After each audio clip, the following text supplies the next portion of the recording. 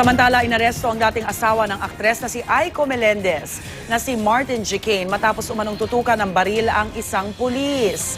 May live report si Athena Imperial. Athena. Yes, Rhea, arestado nga ang model chef na si Martin Gicane at ang kaibigan nitong si Romel David Almoro kaninang madaling araw. Dahil ito sa violation ni Gicane at Almoro sa RA 10591 o Comprehensive Law on Firearms and Ammunitions, direct assault at resisting arrest. Ayon sa inisyal na investigasyon ng Pasay Police, pasado alas 12 ng hating gabi kanina nang magkaroon ng pagtatalo ang mga pulis at ang kaibigan ni Gicane na si Romel Almoro sa Rojas Boulevard Service Road, corner Santa Monica Street. Noong una raw, dahil nakaharang ang isang taxi sa likod ng sasakyan nila Gicane, pinagmumura umano ni Almoro ang taxi driver.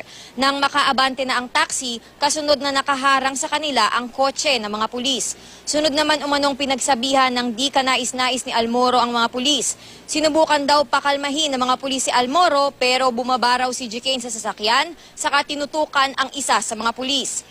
Hindi muna nagbigay ng pahayag sa atin ang kampo nila Gicane tungkol sa insidente. Mag-uusap muna raw muli si Gicane at ang kanyang abogado. Nakakulong ngayon ang model chef dito sa Pasay Police Headquarters kasama ng kanyang kaibigan.